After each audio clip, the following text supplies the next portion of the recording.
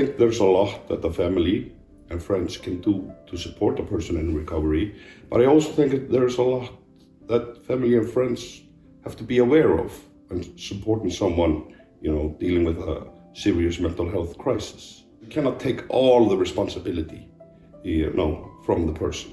Because that can damage their, ability to empower themselves. They have to push themselves a little bit. People, out of the goodness of their own heart and wanting to support their loved ones, sometimes take their power away by telling them what to do, by telling them what's best for them. And this will halt the recovery process. Because the person, however hard it might be, the person going through the recovery process, they need to find these answers for themselves because each of us is unique. I'm here, I'm available, but I'm not going to force any support on you. I'm not going to tell you what you need. I'm not going to give you advice even. I'm just going to be here for you in whatever way you need me to be right now. A supportive friend while you are in recovery. I mean, of course, everybody's recovery is different. People have different things to work out. Get that person to do something which is, good for you. Go out for, frisbee golf, little exercise, and they encourage me to do this. And yeah, just going out for lunch and talking and just doing like this normal stuff, because what you find out also, you have a lot of time which you can spend isolated or whatever and just dwell in thoughts that could be negative. But for me, it helps me a lot to have some activities to do. And so especially like weekends, they tend to be kind of long. So I use those weekends. Yeah, I go meet my friends, those that I know care about me and I care about them. One of the most helpful support that I got was, I had a lot of support dealing with paperwork. There was a lot of paperwork, due to applying for services, applying for benefits, applying for housing support. It was really overwhelming, and it was really helpful. I got support with that, and slowly, gradually, I took over that. But I had, for example, my mom always, checking up. In the beginning, she was doing most of the things, but gradually I took over. But she was always just checking. Everything, all the paperwork was good because it was a complicated job and it was really stressful. It was not helpful, people showing up in my house 9 o'clock in the morning. Hey, you have to get up. You have to get into routine. I did that myself in the end. But what was more helpful, I think, with my friends, was remember me about old times, especially with my brothers. Go back to play sports, which we used to love before, I got sick. And doing these kind of things reminded me of, my old life and what I was good at, and just being included. I got invited to all the, dinner parties and, just reminded of normal life. Not asking when you're finished with your recovery or when you're going back to work or stuff like that. I was always asked when I was going back to work, and that's annoying, so don't do that. But yeah, just be there for them and maybe lighten the load by, if they have kids, take their kids once a week, or I don't know, cook them dinner. Ask them to go out with you, even if it's just to go out for a walk or one cup of coffee or something, so they won't be as isolated. Also just talking to somebody else. I mean, just sitting down for a coffee and talking, that can be amazing. It's just an amazing tool to kind of understand yourself better and getting feedback from your friends, and especially if it's encouraging one, because you don't always see the good changes in yourself. It's easier for others to see that, and that actually has been, the best thing about these few years for me. It has been horrible times, it has been great times, and I tend to focus on the horrible times, the mistakes. But what I thought was helpful, because a lot of my recovery was going back to school, and I thought school was better choice than the job market because school was more flexible. It's just like, for me, it's important that the school maintains this flexibility.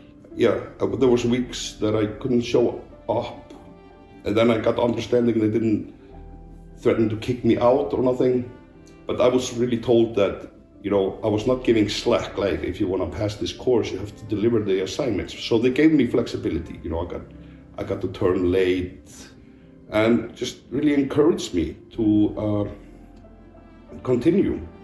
And all the teachers were always open for conversations. I also had bad experience in the job market though, where I was told I was relieved of responsibility of a lot of things. I was entrusted doing that, so in the end I started feeling like I was weaker than the other one working there. Just showing people who are dealing with mental health crisis a little bit flexibility. Because if they enroll in studies, if they apply for a job, they really want to do the job. But you have to sometimes realize that the routine and balance can get a little bit skewed at times.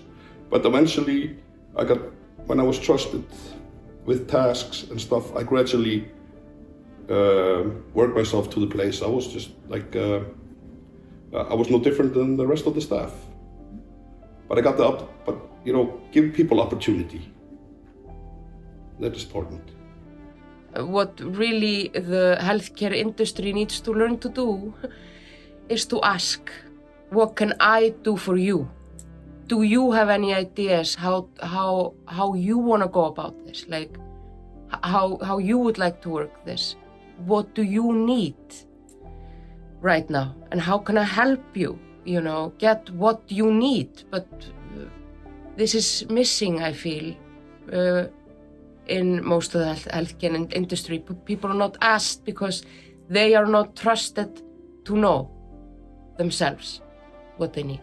First, they should listen, and then I'm not against medication or anything like that, but listen to the patient or the individual and make decisions with them, not for them, because the individual is the only one who knows what they need or want for their recovery. Last visit to the psych ward in the healthcare system, I asked them. I actually asked the psychiatrist there to have some support when I leave, just something. Maybe I could meet a psychiatrist once a week. I know they've done that. But that is mostly medication management when you go for that sort of support group. But they just said immediately, I didn't even finish the sentence, they just said no, and just told me to go. And what happened, I just crashed. And I just think the society or the healthcare system just needs more opportunities, different paths for people to go, because there is no one path for everybody. So the more options you have of support groups or therapies and stuff like that, you're more likely to find the one that will truly help you. Doesn't matter if it's family, friends, the healthcare industry. We just need to be people with people. We need to learn real empathy,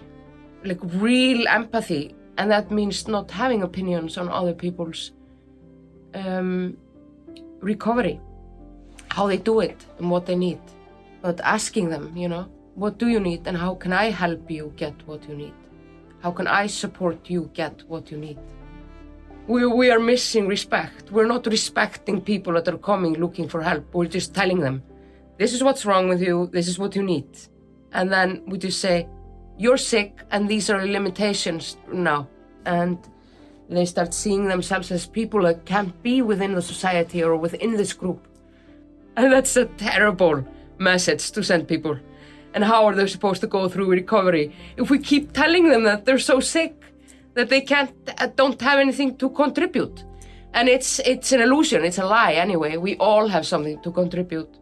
I see you, and I'm not judging you, and I accept you. Exactly where you are, exactly as you are, I accept you. And this is magic. This is pure magic, and we're not doing it.